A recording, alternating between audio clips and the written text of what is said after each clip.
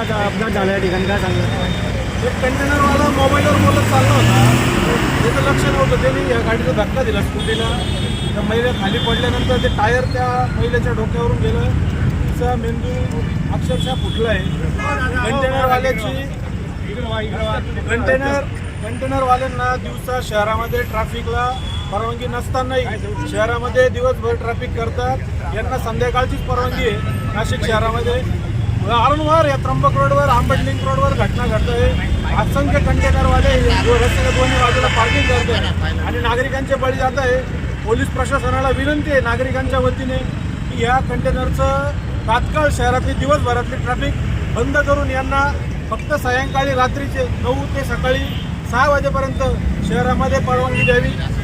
दिवसभर यांची ट्रॅफिक शहरामध्ये झाली नाही पाहिजे अशी पोलीस प्रशासनाला कळकळीची नम्र विनंती. सातपूर शहर प्रशासनाला विनंती केली आहे.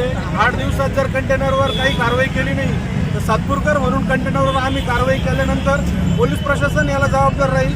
कायदा सुव्यवस्था सांभाळण्याचं काम पोलीस प्रशासनाचं आहे. आमच्यावर कुठलेही गुन्हे दाखल करू नका नंतर आम्ही जर काही कारवाई केली तर. याच्या अगोदर सुद्धा कंटेनरमुळे त्र्यंबक रोड साईडला पण 2-3 जणांचा जीव गेला आहे आणि आता सुद्धा आपल्या मागं कंटेनरच्या रस्त्यावरती पार्किंग सर्रासपणे सुरूच आहे. आता तुम्ही प्रशासनाला नेमकी विनंती काय करणार आहे, काय बोलणं नेमकं, आता भूमिका काय राहणार तुमची? याबाबत वेळोवेळी सातपूरकरांनी निवेदनं दिले.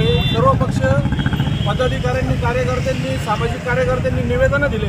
पण वारंवार निवेदनं देऊन जर याकडे दुर्लक्ष होत असेल तर नागरिकांना कायदा हातात घ्यावा लागेल तर काय, अशी परिस्थिती या ठिकाणी निर्माण झाली आहे. कंटेनरवर जर पोलीस प्रशासनाने कारवाई केली नाही नाशिककर, सातपूरकर म्हणून या कंटेनरचा बंदोबस्त कसा करायचा हे आम्हाला माहिती आहे. तांबे साहेब, निवेदन देण्यात आलेले की दिवसा या कंटेनर पार्किंगला इथे जागा देऊन या परवानगी नसावी.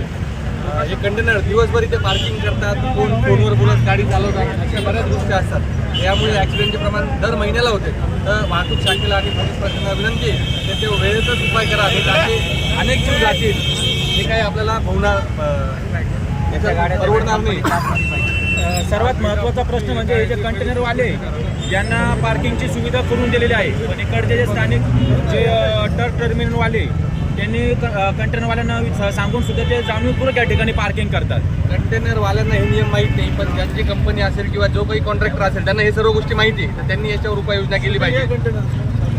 अजूनही तुम्ही बघाल तर रस्त्यावर सगळे कंटेनर्स चालूच आहे. तर दिवसा यांची या शहरातून तरी परवानगी नसावी आणि जे असेल तरी ट्रॅफिक पोलिसांनी नियमात नाही आहे, ट्रॅफिक पोलिसांनी यांच्यावर ॲक्शन घ्यायला पाहिजे. या कंपनी